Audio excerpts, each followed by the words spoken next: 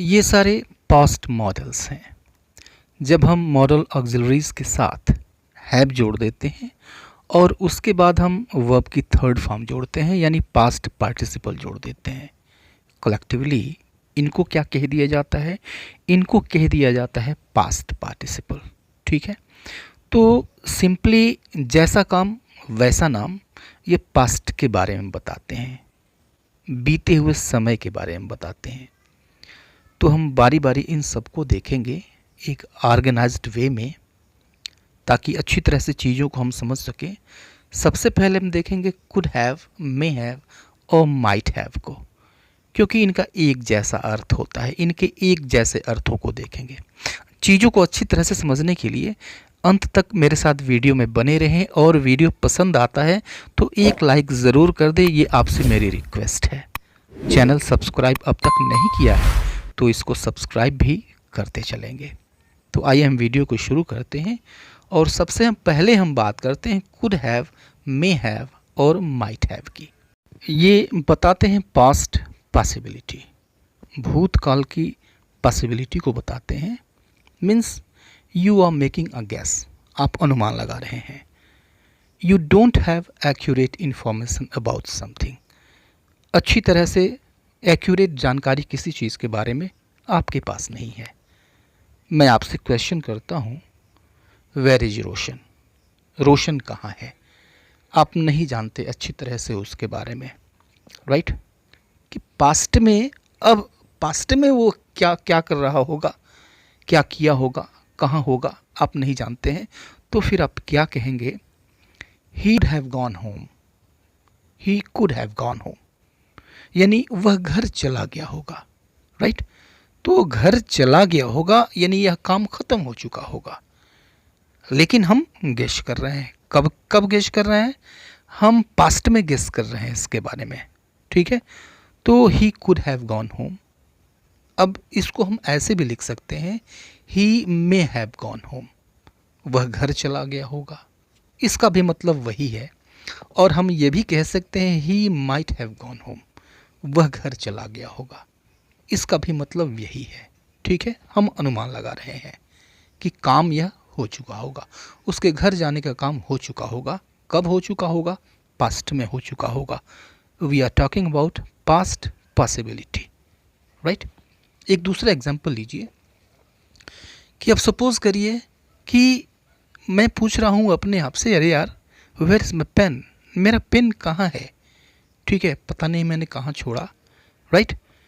I could have left it in the office, I could have left it in the office, मतलब क्या हुआ? मैंने इसे office में छोड़ दिया होगा।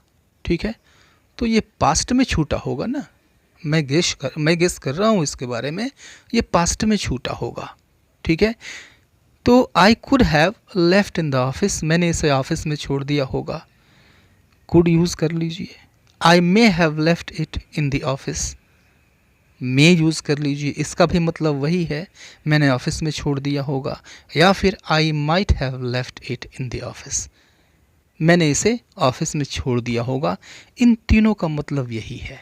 ठीक है, तो अब तीनों का मतलब यही है, तो फिर इन तीनों में अंतर क्या है, अलग अलग क्यों किया गया? ठीक है, तो बहुत सारे ऐसे विद्वान हैं जो ये बताते हैं कि ये पॉसिबिलिटी को कम या ज़्यादा शो करते हैं।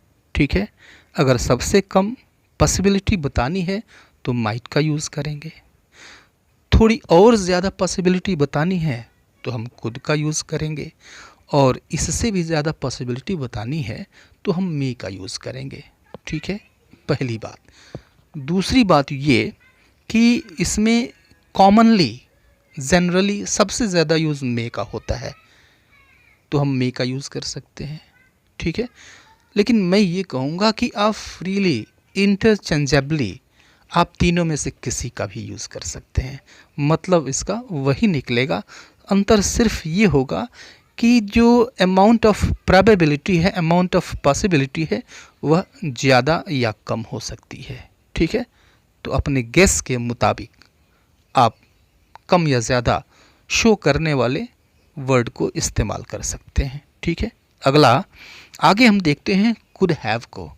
ठीक है, कुड हैव प्लस V3, क्योंकि अलग से हम इसलिए देख रहे हैं क्योंकि एक अलग तरह का भी ये अर्थ देता है, एक दूसरे तरह का अर्थ देता है।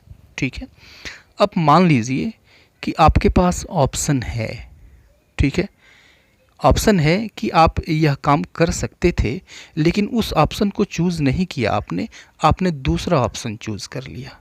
ठीक है, या फिर संभावना थी कि एक काम हो सकता था लेकिन वो नहीं हुआ, दूसरा हो गया। ठीक है, means we are having more than one option, हमारे पास एक से ज़्यादा ऑप्शन है।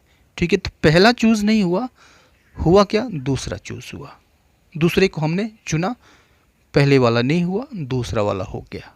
ठीक है, राइट। जैसे मतलब क्या है इसका, for example, I could have gone to the cobbler but I decided to polish my shoes myself. ठीक है, मतलब क्या हुआ इसका कि मैं मोची के यहाँ जा सकता था, लेकिन मैंने स्वयं अपना जूता पॉलिश करने का फैसला किया। ठीक है, अब दो ऑप्शन थे इसके पास। पहला ऑप्शन क्या था, वह किसी कॉबलर के पास जाए, पहला ऑप्शन था, और दूसरा ऑप्शन था कि वह खुद शू पॉलिश करे। तो उसने पहला वाला चूज़ नहीं किया, पहला वाला वो चूज़ कर सकता था। I could have gone to the cobbler, मैं कॉबलर के पास जा सकता था, लेकिन वो नहीं मैंने चूज़ किया। मैंने क्या चूज़ किया, I decided to polish my shoes myself, मैंने स्वयं अपना शूज़ पॉलिश करने का फैसला किया। अच्छा, चलिए हम अब नेक्स्ट एग्जाम्पल लेते हैं कि India could have won the match but the bowlers failed badly, right. तो India could have won the match, यानी इंडिया मैच जीत सकता था, but the bowlers fail drastically या फिर बैडली, लेकिन जो बॉलर्स थे, गेंदबाज जो थे, वो बुरी तरह से फेल हो गए, असफल हो गए। ठीक है, तो ऑप्शन तो था, यहाँ भी दो ऑप्शन है ना। पहला वाला ऑप्शन क्या था, क्या हो सकता था भाई, India could have won the match, Bharat match जीत सकता था, लेकिन ये हुआ नहीं। हुआ क्या, कुछ और हो गया, मीन्स हार गया, simply the bowlers fail drastically, वजह ये बताया गया, राइट। तो पहला नहीं हुआ, कुछ और हुआ, राइट। तो जब हम एक ऑप्शन, जो पहला वाला ऑप्शन है, उसको हमने न चूज़ करके हम ये डिसाइड करते हैं कि दूसरा ऑप्शन चुना जाए, ठीक है, उस कंडीशन में भी हम यूज़ कर सकते हैं कुड हैव का, राइट। नेक्स्ट जो ग्रुप है पास्ट मॉडल का, वो है कुड हैव या फिर माइट हैव प्लस V3। ठीक है, अब इसको हम अलग से इसलिए देख रहे हैं कि ये अलग से भी अर्थ देता है, अब तीसरे तरह का अर्थ देता है। ठीक है, तो कुड हैव या फिर might have plus V3 means कोई काम हुआ नहीं, कोई काम हुआ ही नहीं। ठीक है, होने के चांसेस थे लेकिन हुआ नहीं। For example, I could have been really hurt, but thank God I was wearing my helmet. I could have been really hurt, but thank God I was wearing my helmet. मतलब क्या हुआ इसका कि मैं वास्तव में चोटिल हो सकता था, वास्तव में मुझे चोट लग सकती थी, बट थैंक गॉड, लेकिन भगवान का शुक्र है, आई वॉज वियरिंग माई हेलमेट, भगवान का शुक्र है क्या कि मैं अपना हेलमेट पहना हुआ था। ठीक है, तो पहला सेंटेंस क्या बता रहा है, इसमें पहला जो पार्ट है बता रहा है I could have been really hurt, यानी वास्तव में मुझे चोट लग सकती थी। ठीक है, लग सकती थी, संभावना थी, लेकिन ये हुआ नहीं, this thing didn't happen at all, right. यहाँ पे हम कुड हैव का यूज़ कर सकते हैं।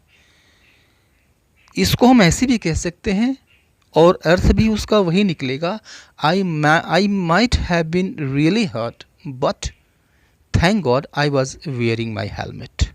इसका भी मतलब वही है, मैं घायल हो सकता था, मुझे चोट लग सकती थी, लेकिन भगवान का शुक्र है कि मैं हेलमेट पहने हुए था, राइट। दूसरा अर्थ था इसका। अब आइए देखते हैं मस्ट हैव का, राइट। तो मस्ट हैव का अगर हम हिंदी में कहें तो हिंदी में अर्थ ये देता है कि अवश्य किया होगा। ठीक है, किया होगा यानी कर चुका होगा। कोई काम जो है वह हो चुका होगा, कोई व्यक्ति है वह किसी काम को कर चुका होगा। कब कर चुका होगा भाई? तो पास्ट में कर चुका होगा, काम ख़त्म हो चुका होगा, right. For example, she must have finished cooking. She must have finished cooking मतलब क्या हुआ इसका? उसने अवश्य ही खाना बना लिया होगा, राइट। अब जब आप श्योर होते हैं किसी चीज़ के बारे में कि यह ज़रूर ही हुआ होगा, 90% श्योरिटी है, तो आप कह सकते हैं, मस्ट का यूज़ कर सकते हैं। Means almost, almost, it is almost 100%। अगर आपको विश्वास है, अगर आप श्योर हैं, तो आप कह सकते हैं मस्ट हैव फिनिश्ड, क्योंकि मैं जानता हूँ कि वह इस समय तक खाना बना चुकी होती है, तो मैं पक्के तौर पे श्योर हूँ कि उसने खाना बना लिया होगा। She must have finished cooking, उसने अवश्य ही खाना बना लिया होगा, राइट। अब देखिए सेकंड एग्जाम्पल कि the kids must have eaten the cake, यानी बच्चों ने ही केक खाया होगा, अवश्य बच्चों ने केक खाया होगा, ठीक है, क्योंकि दूसरा कोई तो छूता नहीं, राइट। घर में कोई दूसरा केक लाइक ही नहीं करता, तो ज़रूर ही बच्चों ने ही खाया होगा, right. Means I am 90% sure, I am about 90% sure, I am nearly 100% sure, लगभग मैं 100% मुझे श्योरिटी है इस बात की कि उन्होंने ही खाया होगा, राइट। तो इस चीज़ के लिए हम मस्ट हैव और V3 का यूज़ करते हैं, राइट। अब आइए देखते हैं शुड हैव और V3 का, इसका सेंस क्या होता है, कब इसको हम यूज़ करते हैं, राइट। अब इनको हम 3 चीज़ें बताने के लिए यूज़ करते हैं। कब? पास्ट में ही यूज़ करते हैं, ध्यान दें हम पास्ट की बात कर रहे हैं, ठीक है। एक्सपेक्टेशन बताने के लिए, उम्मीद बताने के लिए, ठीक है, रिग्रेट पछतावे के लिए, और यह बताने के लिए कि दिस इज़ बेटर, यानी यह ज़्यादा अच्छा है, ये चीज़ बताने के लिए। कैसे? देखिए हिंदी में क्या अर्थ देता है कि हिंदी में अर्थ ये देता है कि हम ये बताना चाहते हैं कि कोई काम जो है वो हो जाना चाहिए था, ठीक है, कोई काम हो जाना चाहिए था, ऐसे इस तरह से उम्मीद थी किसी काम के होने की। तो पहले अर्थ में देखते हैं, जब ये हम एक्सपेक्टेशन को दिखाते हैं, उम्मीद को दिखाते हैं कि उम्मीद के मुताबिक इस काम को हो जाना चाहिए था, इस काम को कर लेना चाहिए था, जैसे उसे अब तक घर आ जाना चाहिए था, राइट। तो उम्मीद बनी थी कि उसको आ जाना चाहिए था, 8 बजे तक उसको घर पे पहुंच जाना चाहिए था, सभी लोग इसी उम्मीद में थे, right. She should have come, she should have come by now, she should have come by now, यानी अब तक उसको आ जाना चाहिए था, राइट। तो उम्मीद ही बता रहे हैं ना, हम क्या बता रहे हैं, हमारी एक्सपेक्टेशन बता रहे हैं कि अब तक उसको घर आ जाना चाहिए था, okay. You should have called me, यानी तुम्हें मुझे फ़ोन कर लेना चाहिए था, उम्मीद थी कि तुम फ़ोन करोगे, you should have called me, expectation, ठीक है। दूसरी चीज़ क्या बताता है, ये दूसरी चीज़ ये रिग्रेट बताता है, ठीक है, पास्ट की रिग्रेट बताता है, ओके। जैसे I should have been with you, I should have been with you, यानी मुझे तुम्हारे साथ होना चाहिए था, अगर मैं तुम्हारे साथ होता तो ये बात नहीं होती। I should have been with you, मुझे तुम्हारे साथ होना चाहिए था, और रिग्रेट कर रहा हूँ अब। दूसरा एग्जाम्पल देखिए, I shouldn't have talk to my mom like that, I shouldn't have talk to my mom like that, यानी मुझे अपनी माँ से इस तरह से बात नहीं करना चाहिए था। तो ये क्या है, ये भी रिग्रेट है, पछतावा है कि मैंने वैसे बात किया, ऐसा करना नहीं चाहिए था, पछतावा है, रिग्रेट, ये शो कर रहा है रिग्रेट को, ठीक है। और थर्डली क्या बताता है कि दिस इज़ बेटर, यानी ये अच्छा है, जो हुआ वो अच्छा नहीं हुआ, ये अच्छा है। जैसे you are an hour late, you are an hour late, you should have taken a taxi, यानी तुम 1 घंटे लेट हो, तुम्हें टैक्सी ले लेना चाहिए था, राइट। यानी जिस तरह से तुम आए, पैदल आए या फिर जैसे भी आए, वो अच्छा नहीं था। अच्छा क्या था, you should have taken a taxi, तुम्हें एक टैक्सी ले लेना चाहिए था, दिस इज़ बेटर, ये अच्छा होता, राइट। दूसरा एग्जाम्पल देखिए, दे shouldn't have increase the price, यानी उन्हें कीमत नहीं बढ़ानी चाहिए थी, ठीक है, और ये अच्छा था। मीन्स हम ये बता रहे हैं कि this should have been better, they shouldn't have increase the price, right. तो ये तीन तरह के इस्तेमाल हैं, तीन तरह के यूजेस हैं शुड हैव और V3 के, वर्ब की थर्ड फॉर्म के। और लास्ट यूज़ हम देखते हैं वुड हैव का, जब हम इसको V3 के साथ यूज़ करते हैं, वर्ब की थर्ड फॉर्म के साथ यूज़ करते हैं, ये हाइपोथेटिकल पास्ट बताता है, the past which is not real, जो कि रियल नहीं है, that is not realistic, that is quite imaginary, that is very very imaginary, बिल्कुल काल्पनिक चीज़ होती है, हाइपोथेटिकल चीज़ होती है। फॉर एग्जाम्पल कि if I had a lot of money, if I had a lot of money, अगर मेरे पास बहुत सारा पैसा होता, I would have bought a house, तो मैं एक घर खरीद लेता, एक घर मैं खरीद चुका होता, ठीक है, ये भी काम पास्ट में हो गया होता, लेकिन कब, मेरे पास अगर पैसा होता। तो कल्पना की बात है भाई, ये कंप्लीट इमेजिनेशन है, कंप्लीट हाइपोथेटिकल कंडीशन है, राइट। या फिर इस एग्जाम्पल को देखिए, if I had been a bird, या फिर if I were a bird, मतलब इसका हुआ अगर मैं चिड़िया होता, I would have flown to you, if I had been a bird, या फिर if I were a bird I would have flown to you, अगर मैं चिड़िया होता तो मैं तुम्हारे पास उड़ाता। तो ये क्या चीज़ है भाई, ये तो कंप्लीट इमेजिनेशन है, this is not realistic at all, right. So ये सारे यूजेस थे, पास्ट मॉडल्स को इस तरह से यूज़ करते हैं। आज के लिए बस इतना, मिलते हैं नेक्स्ट वीडियो में, तब तक के लिए goodbye and take care.